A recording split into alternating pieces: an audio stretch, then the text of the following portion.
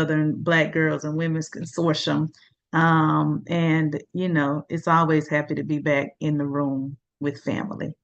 In addition to the work with Black Voters Matter, I'm also an Economic Recovery Corps Fellow, working to reframe how we do economic development from an equity lens across the South. So again, I'm very happy to be here with y'all today.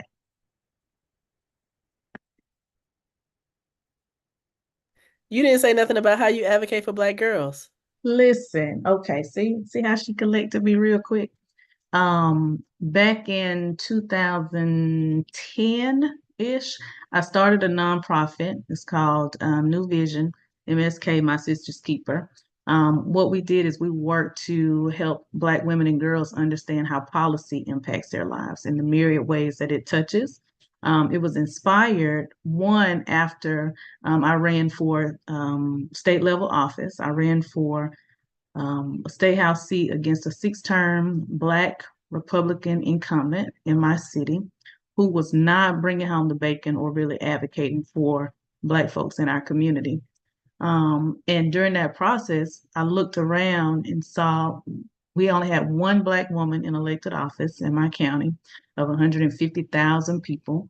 Two municipalities didn't have any Black women at all. The largest municipalities, no Black women or women on their council, no county commission, no school board seats, very few of the appointed positions. And I just thought that was unacceptable. And so we started our nonprofit to help women understand how policy connects with everything, how it affects or it connects with Black maternal outcomes, how it connects with health disparities that were impacting Black women and girls, and how Black girls grow into Black women who are experiencing all of these things. So I did that work for several years, still doing it a little bit, but I kind of stay busy with Black Voters Matter. And that's how I became a partner. We convened Black Women and Girls Awareness Day at the state capitol, the first time ever in Georgia. And the work really took off and grew from there.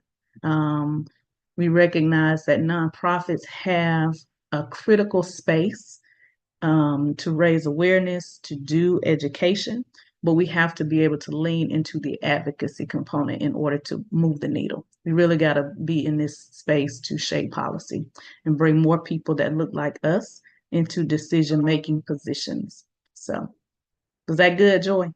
That was one more thing because I'm a cheerleader and I'm a fan. Could you talk about how you were on the electoral college? Okay. Listen, so I've been in movement space and political space since I was probably 14, 12 to 14 years old. I worked on my very first political campaign, working to elect the first Black man to a countywide position in Houston County, where I'm from, which is in middle Georgia, about an hour and a half south of Atlanta, the other part of Georgia. But my favorite cousin, the one who inspired the nonprofit, her name was Charlene. She was a community advocate, a community leader. She was NAACP, Black Voters League, Eastern Star, just all the things, right? And I recall her always doing some kind of advocacy work in the community. Well, she recruited me and my cousins and brothers, to skip the cartoons on Saturday morning and come and put these flyers out in mailboxes in our neighborhood. I grew up in a historically Black neighborhood. It was one of the very first settlements for people, for freed people after slavery ended. Um, the wealthy landowners gave them what they called an old field because it did not yield crops anymore. And that's the name of the community. Okay, well, anyway, she had me passing out flyers there. Um, Both of my parents suffered from addiction. Most of my peers' parents suffered from addiction. Of course, our neighborhood had been intentionally divested in, and so there wasn't a lot of economic growth or upward mobility opportunities.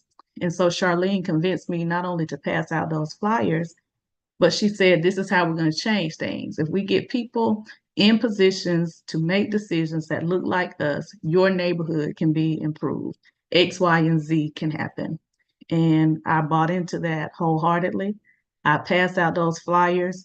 I made phone calls. I don't know if y'all remember back in the day, the old computer paper, big old green and white. Y'all may be a little too young to remember that. And cross-checking those numbers in the phone book. And Mr. Porter won. He was the first Black man elected to a county commission seat and a countywide office in Houston County. And until 2022, he was the last Black man elected countywide. And so I have been working and serving in some capacity ever since that time, whether it was, again, in the nonprofit space as one of the youngest um, congressional district chairs in the state of Georgia, state committee member, the first Black woman to lead the local Democratic Party. And so because of that work and the trench work, running for office, founding a nonprofit, continued advocacy, building out infrastructure, I was selected to be one of Georgia's presidential electors. As a matter of fact, I was at the Capitol with the girls in 2020 for Black Women and Girls Awareness Day and got the call from the state party chair and asked me to do it. And I said, girl, what you got to do? She said, just go to the Secretary of State's office, sign your name.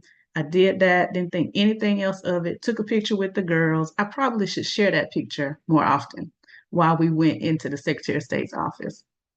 And until President Biden and won, I didn't think anything else of it. And then it hit me. You're going to be a presidential elector.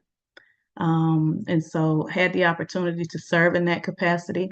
It was bittersweet. And I will tell you, because if you remember 2020, it was very contentious.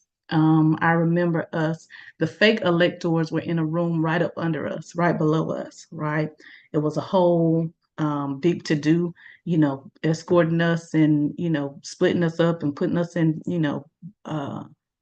little private cars, making sure that we had, security, So again, it was an amazing, historic moment that came from the trench work, but also, just thinking about the political climate that we were in. You almost didn't really get an opportunity to enjoy the moment. So thank you for asking about that. I mean, it's important. I didn't know nobody on the Electoral College. I can now say I do. Yeah, you do. It's me. All right, I'm passing it over to you. You get all the work now. So Okay. All right. So I'm going to frame this. So because I want it to be more of a conversation with us. And so I'm very interactive. I'm real animated, probably a little bit more animated than I should be. Right.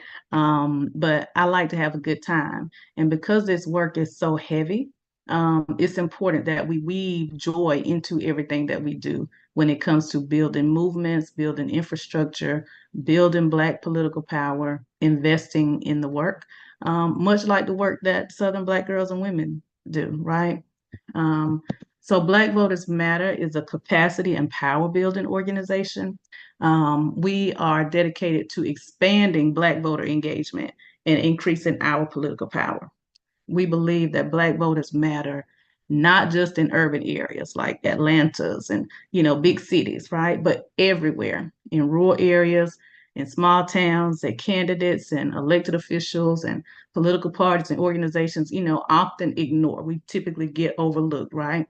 We are a national organization serving 10 core states where we have staff, 9 light states, 10 Ujima states, which are ultra light states, with hundreds of grassroots partners who are on the ground working to really transform this country and changing the narrative about what marginalizes us and mobilizing communities around important issues like voting rights, environmental justice, affordable housing, healthcare, and just so many more. And we're doing this work by centering Black love, Black culture, and Black-led organizing. Our co-founders are Cliff Albright and Latasha Brown, phenomenal organizers in their own rights, and champions for justice and change that I get to glean from every day. And as a matter of fact, when I first met Cliff in Macon, he came to Macon after the Alabama race with Doug Jones when they had won, and got to go with one of my mentors to a small meeting where he talked about Black Voters Matter and what that framework was. And he gave the 5 core beliefs and he talked about it. And he said, well, that's my presentation. And I said, oh my God, I got a Black Votes Matter sign in my car right now. And he said, Black Voters Matter. And I was like, what do you mean? And he said, we can't very well go to the door and ask somebody to, engage in the process of voting without acknowledging their lived experience. What are the conditions that they are experiencing and that they're facing every single day? And so we are focused on Black voters, not Black votes. Votes are powerful, they're one tool, but Black voters, the whole individual. Um, so we have 5 core beliefs. We support and not swoop. That means that we go through existing infrastructure in communities where there may be grassroots activists, many of you who have nonprofits and who are community leaders that are addressing issues of social justice, leading change, but you have authentic relationships with people in your community. And so it's my job to build their capacity to do the work better. It's that kind of capacity building and investment that saw historic turnout in municipalities and rural communities in 2020, that delivered a triple trifecta in January 2021. And, our partners put forth historic demands for accountability. So support, not swoop. The second core belief is that Black voters matter and not Black votes, like I just shared earlier.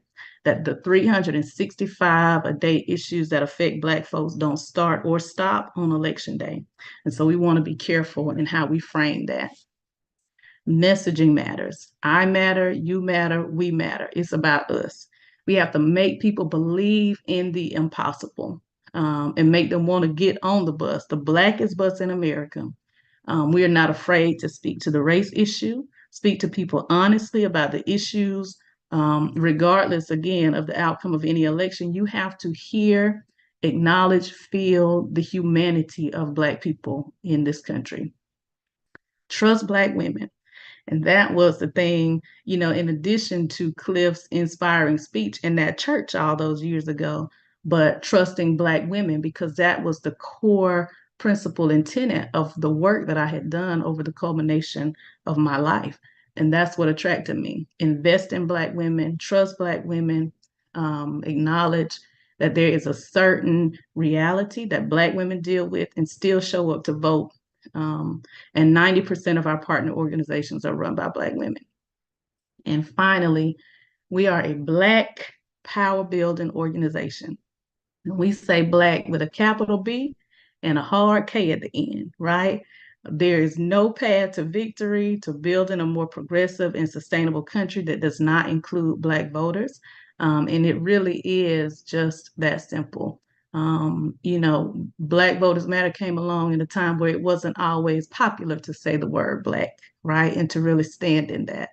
And so those are our 5 core principles. Yeah.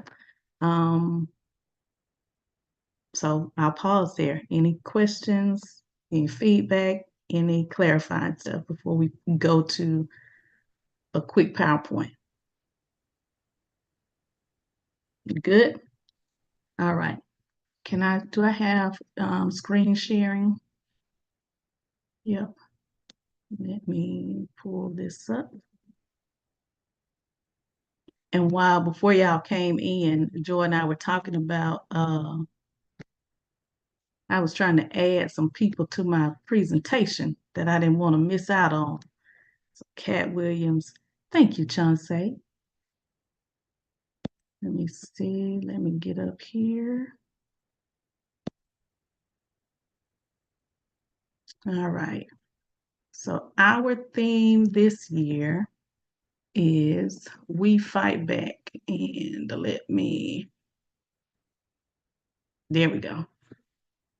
So I am not that tech savvy all the time. So trying to do multiple things at one time, if I mess up or if I'm a little slow, y'all just bear with the sister, right? So our theme this year is We Fight Back, right? And Black people have always fought for democracy. We have always fought to engage in the process. We have always had a spirit of resistance from this country's inception and beyond, right? And so we always had the We Fight Back in us. Our first themes were, the South is rising, can't stop, won't stop, we got power. I forget all of them because Danita runs them down every time. Oh, we want Black down, the Freedom Ride, and now We Fight Back, right? There's so much misinformation, excuse me, so many things that have occurred over the course of my lifetime, but really since 2020, with the summer of protests, or when the 2016 election happened, where we see the rolling back of our rights from the Supreme Court, or just a myriad of things that are happening. And so we are going to lean into that theme this year, and we are going to channel the energy not only, why are you laughing, Sister Mildred, of all the folks that you see on this screen, right? But also just our ancestors, our colleagues, our peers, the young girls, the sisters and the brothers who don't know that they need strong advocates, but we gonna tap into that energy and we gonna represent for them. So on the screen, so we got our recents and we got our not so recents, right? We saw our sister Jasmine Crockett this week. She went ham. That's right. Throw them fists up in the air. Classic. That is a classic. That is forever. That's gonna be like I Have a Dream speech. Do you hear me? Period. Honey, that climbed mountains. Do you not?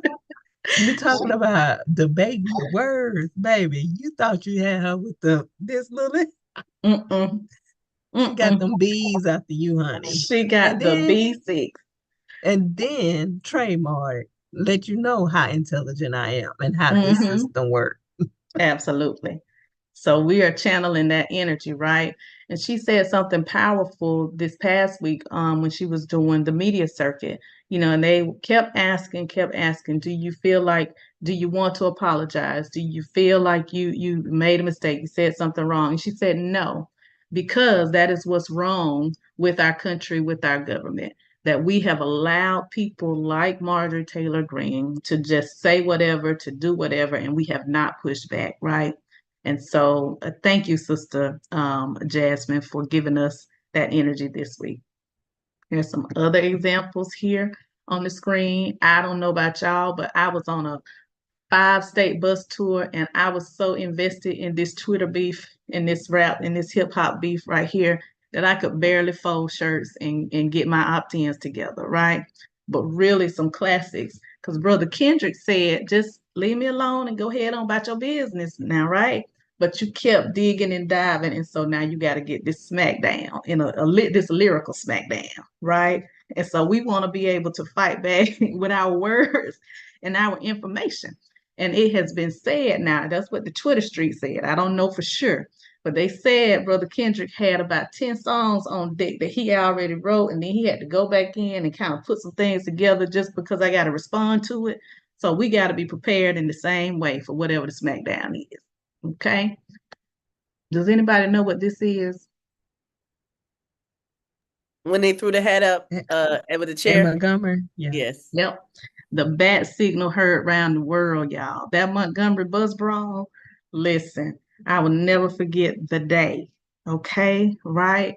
Aquaman, the memes that came up out of that. I think we needed that energy on that day last year. I still see, I have one of the yard signs that I grabbed from Montgomery. Our sister Taraji P. Henson down here in the corner, she started this, right? I think this energy and this swing, right, to getting folks in a posture of advocating for ourselves and fighting back and just standing on business, right? Because she began talking about pay disparities and inequitable treatment on the set, and how Black women are underpaid and not listened to. And so, she set us off in December. And then we have our folks in Alabama and Louisiana, fighting back from a policy and political perspectives here, just from the grassroots up, for fair maps and fair representation, and for Black folks to be able to have the democracy and the representation of their choice, in across communities in the South. So these are just some examples that we can glean from, and we can channel their energy. Now, I couldn't find Cat Williams real fast, but Cat Williams did make my vision board this year. And I just want to drop that, and I'm going to keep it moving. All right. I was blessed to be able to participate in a Harvard cohort, for the first time ever that Black women were on the campus of Harvard in a cohort focused on power and innovation and leadership. And this quote, I love to reference it, from our sister Kelly. She said, "I want all the power now," right? Why do we have to continue to wait? Why do we always get asked to put democracy on our shoulders, on our backs, carry this country, carry other folks' movements all the time, and we are consistently being asked to wait, to be patient, to just do a little bit more? We want all the power now. We don't have to wait for it. Excuse me. So in order to have that, then there are some things that we have to be able to do, right? And I know everybody on this call probably knows the phrase "no cap." The young people say it all the time. That means, no cap. Don't be misconstruing the facts and the evidence, right? And so we want to channel that as we keep into our theme, that we need to know the current state of affairs in our states and in your respective county or parish or wherever you're located across the 12 states where Southern Black girls and women are represented. Assess. We need to know the political and the social landscape of the communities that you serve. How can you best meet the needs of the folks in your target audience, in the demographics that you are trying to serve, if we don't know the landscape? Okay. And then we need to prepare. We need to get vote ready and mobilize the Black community across our state. So no cap, know, assess, and prepare, so that we can have all the power now, right? The current state of the community that you serve. All issues are connected to the vote. And these are just a few of the things that I tossed up. These are some of the things that our partners work with us to amplify, to raise awareness around, and to do voter education 365 days a year. So, you've got the spectrum of poverty, health, education, all the socio-economic but socio-political detriments of health, right? All peeled in here. We can tie it all back to the vote. What kind of inequity? Is it health inequity, educational inequity? Is it funding related to our HBCUs and how they are funded? Is it food insecurity or food apartheid? Is the water that we're drinking or the air that we're breathing polluted? What does that look like to not have internet? I think the very first grant cycle that Southern Black girls and women gave was for girls back in 2020, the Black Girl Joy Challenge. And there were so many folks that needed access to internet and tablets because we were in the middle of a pandemic, right? And students were having to go to a McDonald's parking lot just to get internet so that they can do their homework, right? And so how are all of these things tied back to the power of the vote? During that pandemic, housing, Black women were some of the highest numbers of folks to be evicted across the country. And now we still have housing injustice, right? Where we are being locked out of even access or barriers to entryway to get affordable quality housing for our families. So how do all of these things tie back to the vote, and who pulls the lever of power in your community in order to make change happen here, right? Mm-hmm. Go ahead, Mildred. You came off mute. You want to share something? Ain't nobody. Yeah, what, like looking at this chart, a lot of things just triggered because you're talking about me for one. And as a mentor to the public school teachers here, and I'm out of Nashville, Tennessee.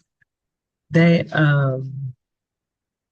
there always was complaining about their pay. And then finally in recent years, like post-COVID, Metro government gave them a raise. So now they're the highest paid teacher in the state of Tennessee. Mm.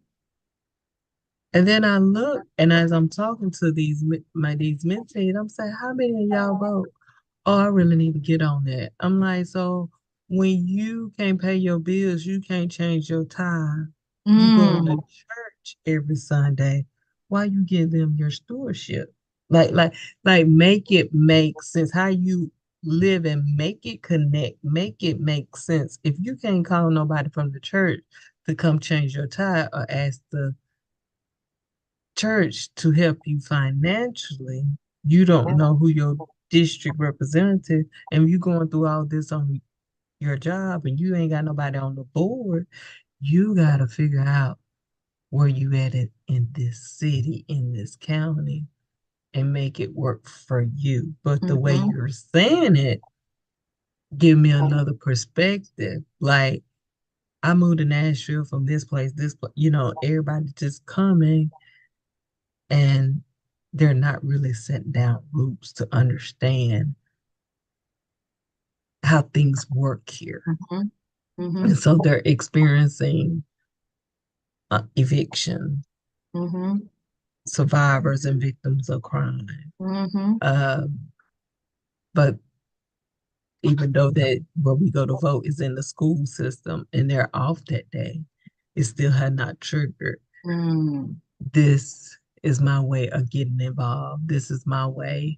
But I did get them to start volunteering in the community to understand it better. So our monthly engagement was changed to, hey, let's go somewhere and volunteer and see what it look. And I mean, like, from the project to the high-end old money side of town, so you can understand better. Absolutely. And you said a couple of things that I want to tease out. One, that folks don't always understand how the everyday things that they're experiencing are tied back to a decision maker. That's one. The second thing is, one, folks are off on election day, if I heard you say that correctly. But the third thing is, how do we get them involved and bring them in and place people on a ladder of engagement, right? And so school board meetings, city council meetings, county commission meetings are all not always accessible, not always at the right time for folks who work, right? One of the challenges for Black people we are working people, right? For the most part. And oftentimes we work in one or two jobs. When I go leave one job and have to go to another, and then I got to get home, make sure my kids are okay, da da da da. I don't necessarily have the time, the desire, or the energy to be deep into a political meeting to go and dig, right? And so for you as an advocate and as a community leader, a nonprofit leader who is in this space, that's an opportunity for you to take a dive to kind of tease out some of the things that folks know and to weave them back. And we are here to help you with that process. And we'll talk about that on, some additional slides. But yes, talking to folks and breaking it down, like your mayor, how is a job created in your community, right? Your mayor and your city council appoint economic development panels or committees, right? Or downtown redevelopment committees. They often are the ones who developers are coming to and they're issuing bonds. In those agreements is the people that are on that committee, are they making sure that the jobs that are being created are livable wage jobs? Are they making sure that they are not giving away all these incentives for folks to locate their industry here for 10, 15 years? And then when they've gotten all the things that they need, they're sucked out and they're moving to another community, right? So how do we break that down? Who's on planning and zoning committee? Why do we have all these dialysis centers in Black communities, right? With no, healthy food stores or food options, right? Why we got all these liquor stores on every corner or hair stores on every corner, right? But not the infrastructure, the green space, the development that we need in order for communities to thrive. So those are conversations that we can have and that we should be having now with our folks. Thank you for that. Come on, Sister Fannie Lou. Nobody's free until everybody's free, right? We can't leave nobody behind. Well, yeah, we can't leave anybody behind. I'm Right? originally from Mississippi, so Come baby, on. this my girl. This my Come on, girl. Sip. See, This now I is gotta this get you a shirt. well, I lived in Valdosta, Georgia too, so I feel you. Okay. You live in Valdosta now? Okay. I live in Nashville. Okay. Okay. Yeah. We're gonna have to connect because you've been all around the world. You gonna teach me some things and we're gonna throw down on some stuff. This is the 60th anniversary of Freedom Summer. And so we also have an opportunity to have conversations around what did that mean? How did they mobilize, right? They use folks just like you and I who are on this call today and other community leaders, and the faith community played a role. The education community played a role. Working folks played a role, right? But folks who were outside of our communities played a role that came down into the South to make a demand on decision makers to make sure that there was justice and equity and inclusion for everybody. And they created that campaign. And so this year, you're going to see a lot of folks in states like Louisiana, Mississippi, Alabama, Georgia, all the states that are working on concerted, collaborative efforts around teach-ins for Freedom Summer. What does it look like to register folks, to mobilize folks, to place a demand on justice, to have a specific call to action around the things that communities need, and to lift up everybody. So we're going to tap into the energy of Sister Fannie Lou in this We Fight Back campaign. Assess. So we know now we know who the folks are. Now we got to assess what we're working with, right? This is data that I pulled from all the states that Southern Black Girls, the footprint that you all have. And this is just, some stark numbers. I think I have my slides a little bit mixed up. I'll go back over here. But there are 12,104,897 Black registered voters in the states that Southern Black Girls and Women serve. Okay. And there's a breakdown between Black women, Black men as well. But of that 12 million, these are the numbers that I want to tease out. 12 million who are registered to vote. 2.5 million have never voted. That means they are registered to vote and they have never voted. They could be high school students that somebody registered and never took the time to go back and engage.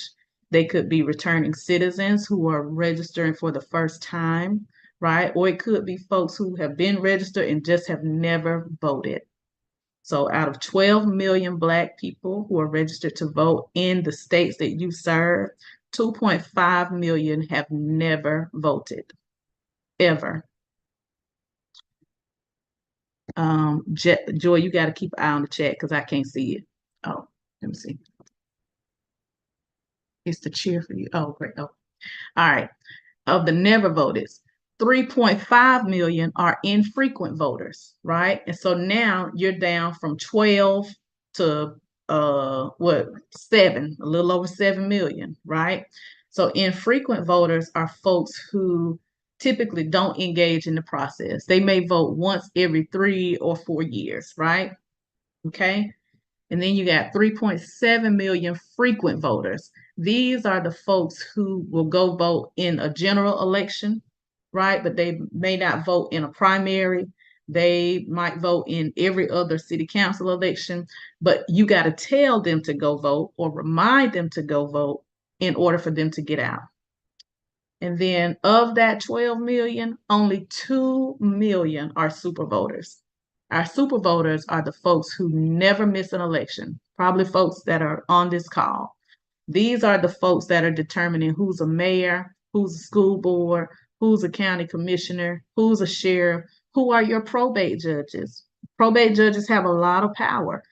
over land? Who are your clerks? Who's keeping records of land and Black mobility, right? So of 12 million people, only 2 million are really determining the outcomes of every single election and what happens in the quality of life in our community. How do we feel about these numbers? It's disheartening. Let's unpack that a little bit.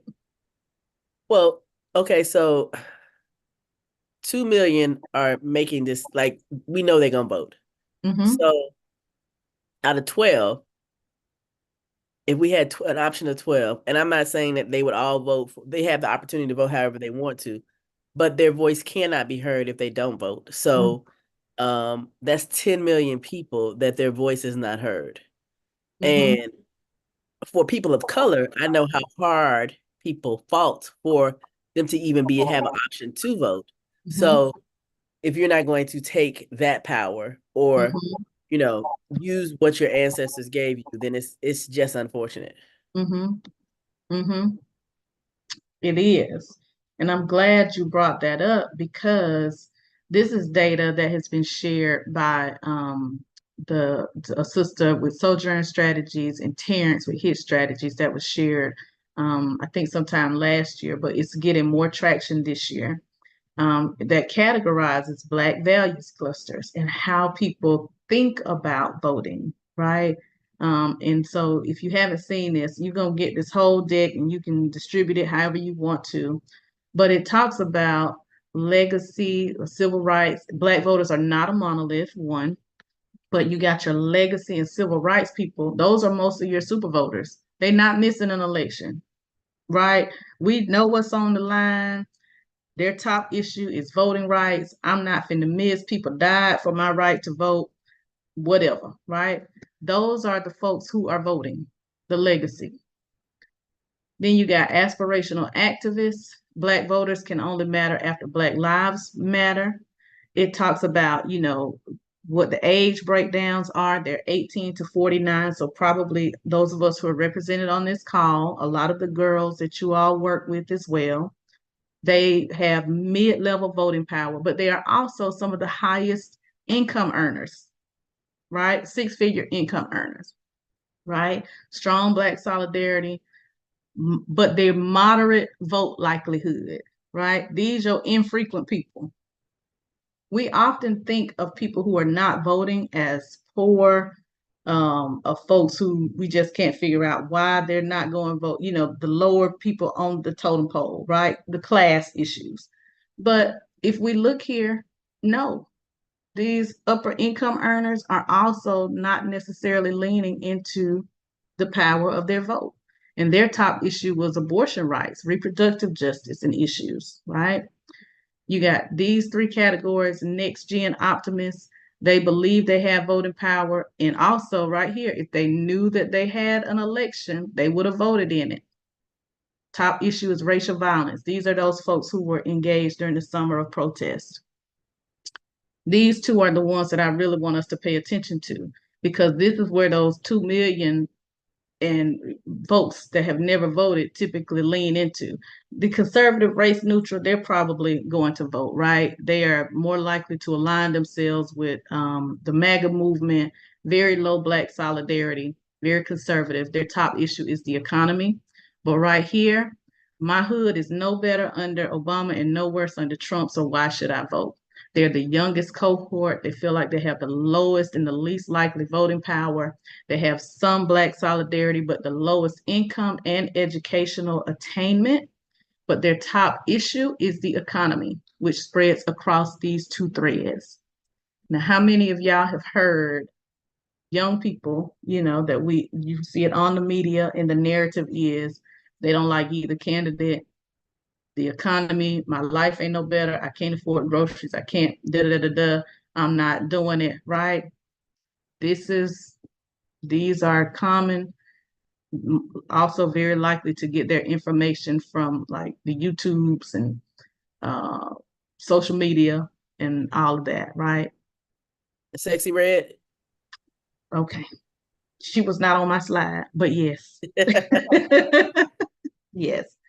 So you'll get these, and how we message around it. It says at the bottom, activate, right? Activate these people, organize these folks right here. So that's about 5 million folks, and then neutralize. That means increase the turnout so much among these folks right here in these 4 categories that it neutralizes this vote.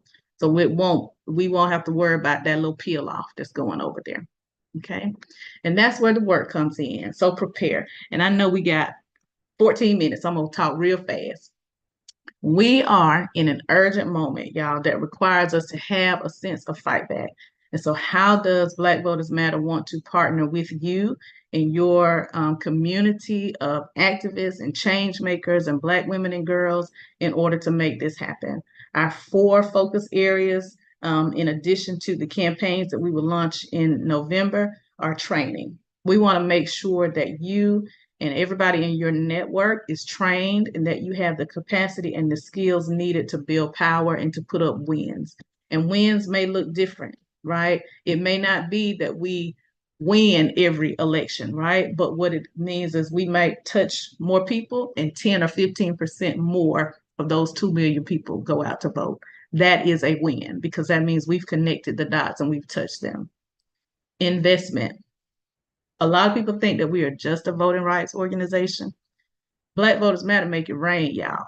We re-grant to, probably about 300 or more organizations across the country, right? We sprinkle money in a large amount, in a large way. And we can thump our chest on that. So we are a major funder doing work across the South to make sure that community leaders are invested in. I remember one stat was less than 1% of all philanthropic dollars go to Black women and girls organizations in the South, right? And if we think about that just across the Southern footprint, think about like the contracts, specifically for Georgia, less than 1% of minority contracts go to state contracts go to minorities in the state of Georgia. What does that look like in Alabama, right? And so we want to invest in the communities who are doing work, who can help to educate, who can help to build power across the South.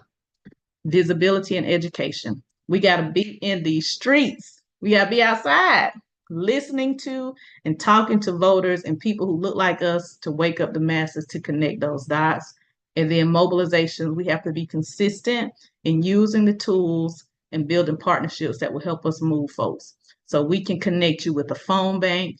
We can make it specifically to Black women if that's what you want. We can connect you to a walk list so that you can hit doors in your community. We can develop some literature for you. So if you don't have any door hangers and you want to put your organization on a card and partner, we can do that. We want to be able to help you. We can set up texting campaigns for you, send you swag, wristbands and buttons and church fans and T-shirts and all the things that, make stuff happen, right? So we want to be able to help you in those 4 areas. The training, we will be in person with you, virtual trainings, whatever you need in those targeted areas to help you get the vote out in your community, if that's what you want to do.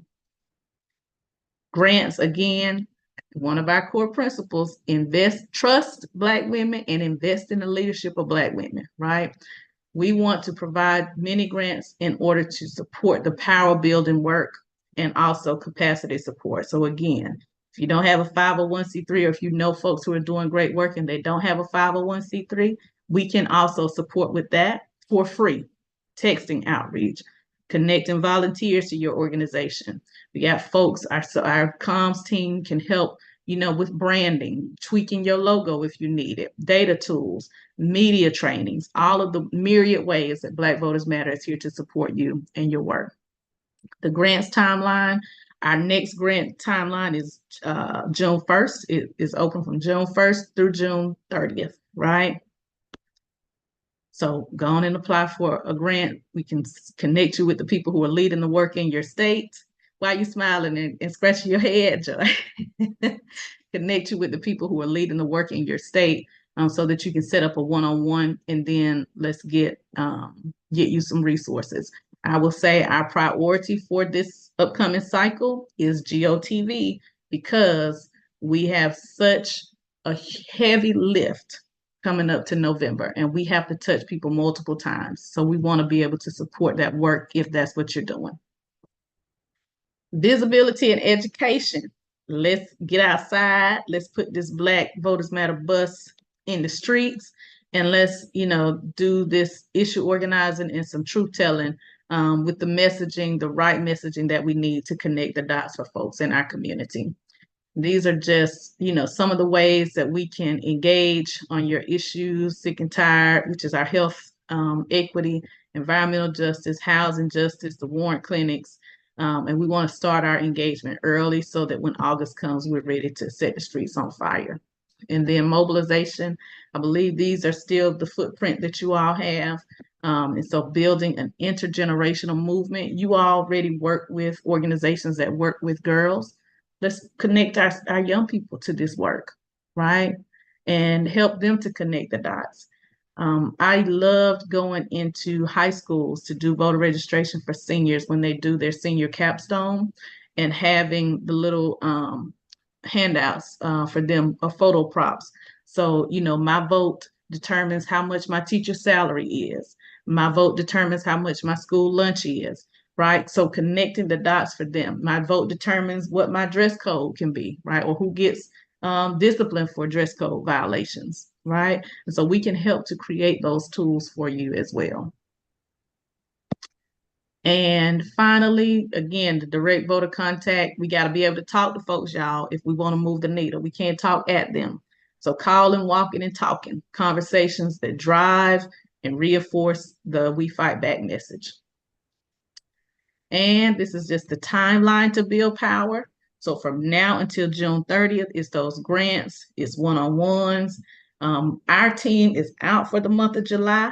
So if you need to connect with me, you're going to do it now, because come July 1 through July 31st, I'm going to be silent, quiet, okay, our whole team, because we have so much work that's going to happen when we get back. Black August, that's when we're going to pop off, right? We want to have everything that we need to create visibility and energy. And this just gives a full timeline for how the work needs to happen. And it gives us 3 tiers, like talking to people 3 times. So if a candidate doesn't come to your door, somebody from Black Voters Matter with a Black Voters Matter t-shirt should come to your door and say, hey, do you know when this election is? What are the top issues that are affecting your community? How can we connect with you to build power? Right? So 3 times, and making it pop off in November. And then we have 179 days before November the 5th, 179 days. And so what we want to do is we want to make sure that every cog in the wheel aligns and works in synergy in order to make sure that come November, we have laid it all on the line. We've done everything that we could in order to make sure that our democracy is preserved. And my final comment is, I know that there is a lot of anxiety, a lot of apprehension. Folks are talking about they don't want to lean in, they don't want to engage, but we have to think about democracy in terms of not right or left, right, but up or down.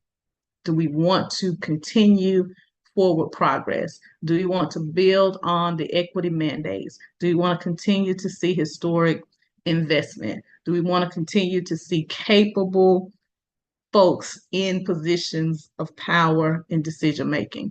Or do we want to go down, right? We saw what going down can do. We saw the intention behind and the consequences behind elections. We saw Supreme Court justices that don't value affirmative action. We see attacks on diversity, equity, and inclusion.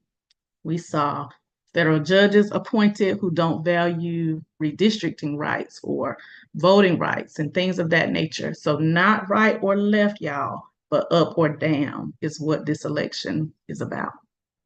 And that's it. I'm quiet. Well, I want to personally thank you for your time, your expertise. We got a lot packed in this time period. And I appreciate you taking the time because you are booked and busy, and I know that. And so to be able to get on your schedule and for us to be able to share this with everyone, because this will be on our network in our archives of important information. So if someone didn't get to see it today, they can get to see it soon. And it's just a reminder of how important and why it is important that we fight back. And so I appreciate how you make that happen, how you keep it very authentic. Black Voters Matter has always been real, and they're not new to it, they true to it. It's not a made up thing. It's very tangible for Black folks in community. So that also helps make it obtainable for people to understand why their vote matters. And you were able to share a couple of those things today that we may not have known before. So I am complete. I don't know if anyone has any questions. We have about 3 minutes, so I'll open up the floor to see if there are any questions or any accolades that anybody wants to give Miss Fanika Miller. And if Miss not, Fanika, go ahead. Miss Fanika, this was awesome. I love to hear about the 5 pillars that you all work towards and that you value, and that the work you're even still doing in the high schools. That takes me back to when I was in high school. We used to do these things with Miss Latasha Brown called Super Birthday Tuesdays, where we registered people who had turned 18 within that month for register them to vote. And I just think that the work you're doing and focus on the voter is just so key. So thank you so much for coming today and sharing your knowledge with us. Thank you, Chauncey. I'm gonna have to go and take a throwback to that Super Birthday Tuesday. We have to get some cupcakes and stuff when the kids get back in school. Appreciate that. Yeah. Well, we have 2 minutes. I will give you 2 minutes back. Once again, thank you for joining us for Sage Circle. We do this same time, same place every month, fourth Thursday of the month at 1 o'clock Eastern Standard Time, 12 Central. We will love to have you here next month. We will talk about something new and exciting. It's always informative, and it always helps us build community. So thank you so much and have a lovely day. Bye.